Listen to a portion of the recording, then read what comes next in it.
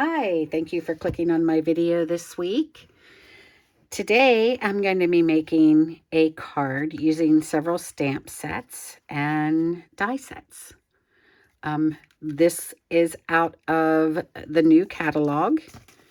The main focal image is from Good Feelings. It was such a beautiful and good week that I thought I wanted to make something with good feelings. So I really like this stamp set. The sentiments are large, so they make a good focal point for your card. So why don't we just jump right in and I'll show you the products as we use them. So I'm going to bring in my main card base is soft suede, and it is 4 1/4 by 11 scored at that 5.5 for that top folding card.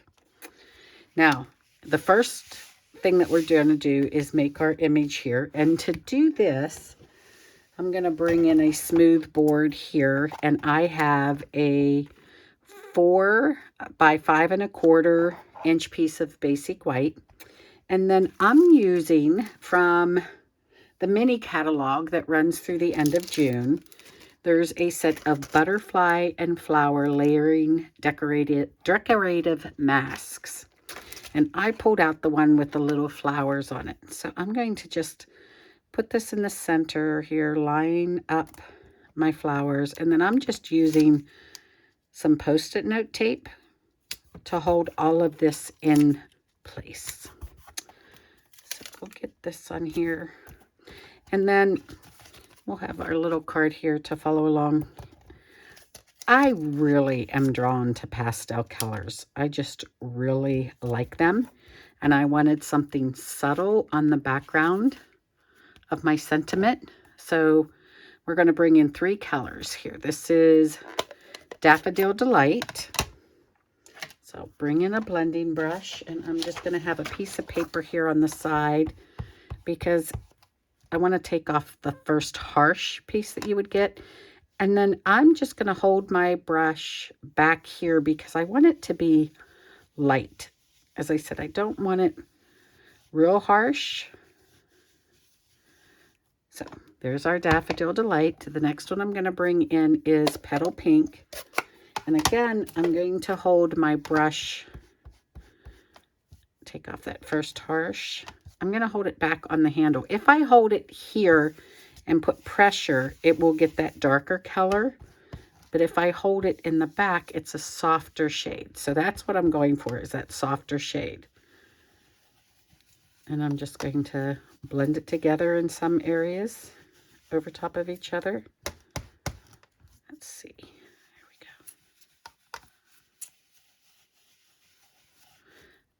go. Okay. And that is just going on very lightly. And then the last color I'm going to bring in is Soft Seafoam. Follow that same process. Load up the ink. And then again, just holding it in the back so I don't get a lot of pressure because I just want that to be smooth. And then I am going to go back over the yellow again just to sort of blend those 2 colors out. And a little bit of the pink. And I'm going to take a peek here. I'm going to pull off 2 of those sides, and that looks good for me. So it's just a subtle background. Okay. Now I will take a baby wipe before I put this away and clean off my mask, because I know I would forget to do it later otherwise. Okay. So there we go. We'll get that out of the way. I am going to close up my inks. And then I'm going to bring in the Stamparatus because I really want to make sure as I stamp this that in case I have to do it twice, because it is a solid image and pretty big. Get my papers down here. Line that up. I drew myself some arrows earlier, so that's in line with where my image has already been loaded on one of the plates. Double check that. And now for ink for this, I'm bringing in the Stays On Saddle Brown. Oop, would help if I took off the plastic piece, wouldn't it? So we're going to stamp that up. I liked how this brown went with the soft suede, but I wanted it to be a little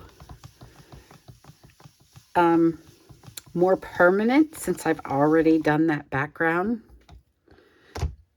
And then this is just, you can find these anywhere. This just gives me a smoother pressure when I'm using the Stamparatus. I've used to use the palm of my hand, and then I just picked this up. I think I probably found it on Amazon. So there we go. Isn't that pretty? Now, with this stamp, I do want to clean this. Since I was using Stays On, I want to use the Stays On spray and really get this stamp cleaned off. Don't want to use that stamp cleaner on my photopolymer stamps. It's a harsher cleaner, but I do like to get these cleaned off right away. All right, so I'm going to move that to the side.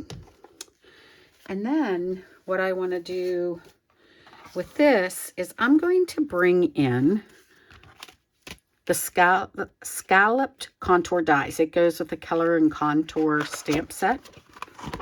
And I'm going to pull these out, and I'm going to take the second to the largest one, and I am going to put this here, and I'm just going to pull off a piece of that Post-it note tape that we use to hold this in place. And I think that looks good. So now I'm going to bring in the stamping cut and embossing machine. You know, it has the longest name known to man, so if I get it wrong. So, and this is the full-size one. We also have a mini version, but these dies are too big for the mini version. So that's why I'm using this one. And we need our plates. And for dies, I love that our plates have it right on the base. So I need 1, 2, and 2 number 3s. And I'm going to put this on here. And we're just going to run this through the machine.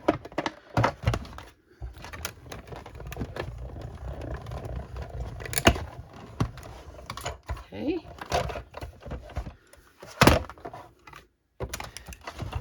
I love this new machine that they came out with. It cuts so well. And there we go. So that's that top piece. I'm going to keep the machine here, pull back in these dies, because now I want the largest one with the scalloped edges. I sort of tapped it on my table. There was a piece left in there. And I have a piece of Petal Pink cardstock. And I just have a piece of paper here, looking for that tape. Ah, and there's, my husband pointed out, there's one right on the top there. Now we're going to cut this out. I do mark one of my plates to put on top. As you can see, though, sometimes it gets put in wrong, but I try not to use up as much. This is the one I like to cut against, then I can just save on some plates. So that's why I have that top plate, do not cut. We use these in my in-person stamp classes. Okay, let me run that through. I started it close to the edge. I probably should have moved it back a little. There we go. All right, so I'm going to push that off to the side. We don't need it again for a moment.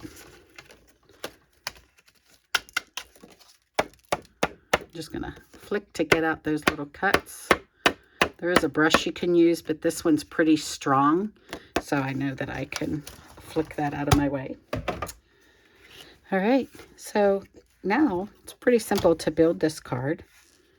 I'm going to attach this to my pink. I like pink and browns together. So we're just going to put this in the center. And then I will attach this to my card. You could pop this up if you wanted to. I don't pop up a lot of my cards, for the simple fact is, if you are a card maker, you have probably noticed if you have more dimensions on your cards, it's costing more lately to get them in the mail. They have to be under that 1/4 of an inch. But when you take them to the post office to be mailed, what you want to do is tell the postal worker that you want it non-machined. It has to be under that 1/4 inch to still go through as a card. And then it's only, I think, about 30 cents extra to have it non-machined. Otherwise, they'll do it as a different type of mailing.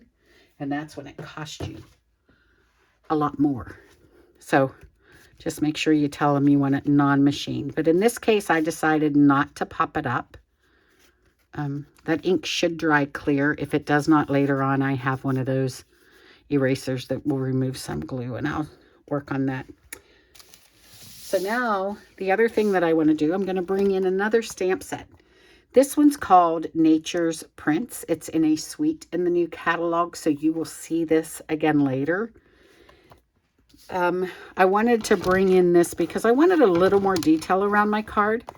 This is only sentiments, and I loved them, but these are so beautiful. Just the ferns and the extra things. So I'm going to bring in the soft Seafoam to bring in some more of that green. And I guess I already have it on a stamp block here. And I'm going to stamp it in the soft Seafoam also. So just stamp that there. I love tone on tone. So for this one, it was great. And then I have quite a mess, don't I? So this die set that matches these, the natural print dies, we're going to take out this one. It's a beautiful set of dies. Look at this wreath. You will see those again in another video. I am going to, I grabbed the wrong one. That's the fern. I just got these in the mail, so I haven't had a chance to move them to their permanent place in my craft room. As you've seen in other videos, I move my stamp sets to an Avery envelope for easy storage, and I can get a lot more stamps stored. And then I move my dies to these magnet cards and into my own folders. So again, they store better for me. And then I just mark what stamp set they go with. So with the new stuff, I was in such a hurry to play with it. I did not get them moved over to my permanent storage. But if you're interested in knowing what I use to store those in, please just leave me a comment below and I'd be happy to share that information with you. Okay, so we're going to run this one. Clean off some of the other stuff. I don't know about any of you, but I keep a Black & Decker little vacuum on my craft table here. So at the end, I just run that little handheld vacuum. It's called, I think, the Pivot. And boy, does it just clean everything up for me. So that's why you see me just sort of throw some of those scraps around. You know, I sort of craft like I cook. I also like to cook. My family tells me I am a good cook, but I'm a messy cook because I'm so paying attention to what I'm doing. I don't worry about the mess around me. Craft exactly the same way. I figure, you know what? I'll clean that all up later. So that's why you see I just sort of throw those little pieces around. I quilt the same way. When I'm cutting fabric, the floor will be covered with extra pieces. I'll clean it up later. But honestly, I have to tell you, I have a clean craft room because I do clean up after each one. All right, So this is just a really cute, delicate embellishment to put on this card. And I am going to glue this down.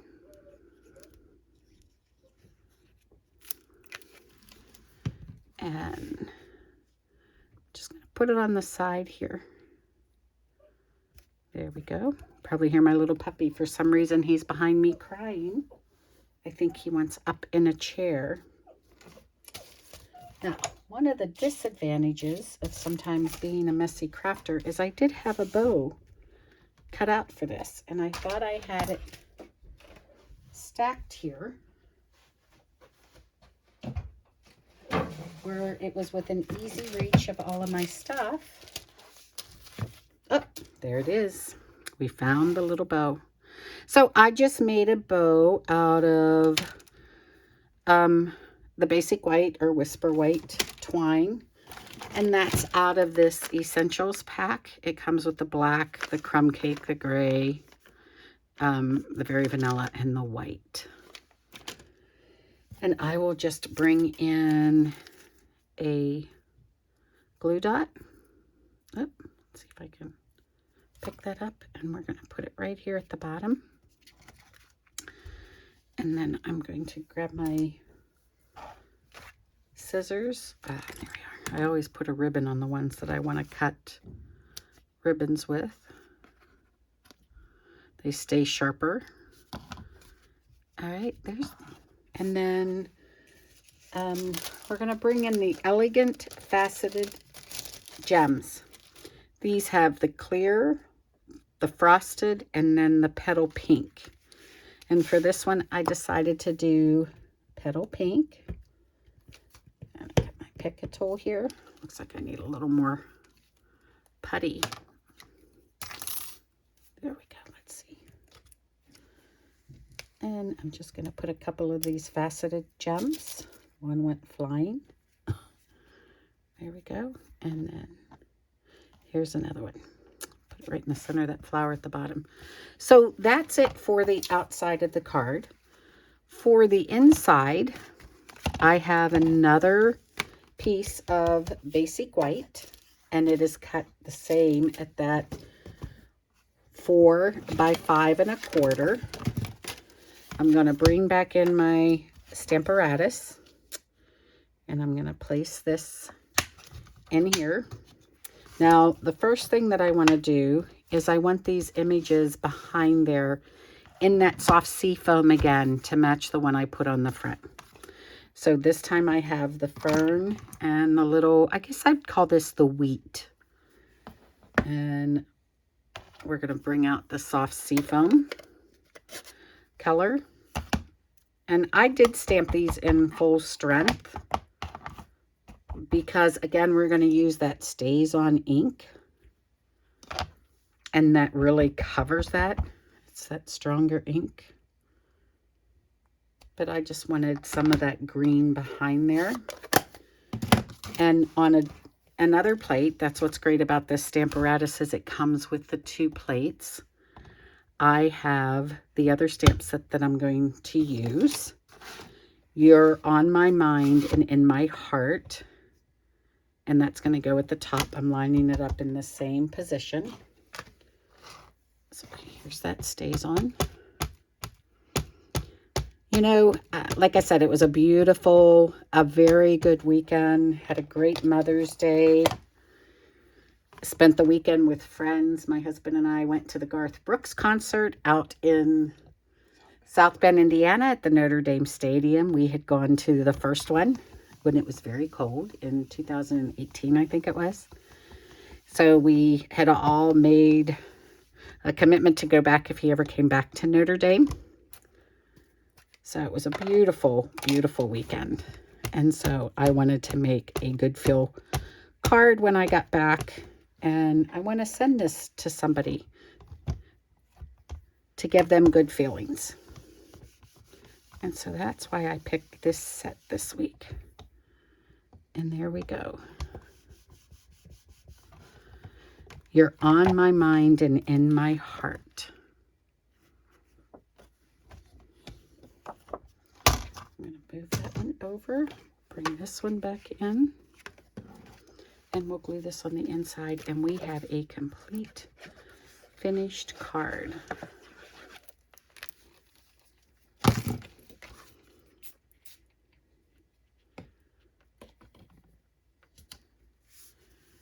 And there we go. So that's our card this week. We used the Good Feelings stamp set with these beautiful large sentiments. Sending sunshine and good feelings your way. You're on my mind and in my heart. So I had a great time making this card. And I hope that the person that receives it in the mail also gets good feelings from this card. We also used the color, I always want to call it color and contour, but it's the scalloped contour dies. You can get those separate or with the matching stamp set. And then the Nature's Prints also. As always, I truly appreciate that you take time out of your week to watch my videos. I hope you will give me a thumbs up and hit that subscribe button so you get notifications when my videos go live. And if you do need a Stampin' Up! Demonstrator, I would love to help you with that. Please just reach out to me. And in the description below, there will be links to my coordinating blog that has the measurements in case you didn't catch them going through the video. And I hope you have an absolutely fabulous rest of the week. Thank you. Bye-bye.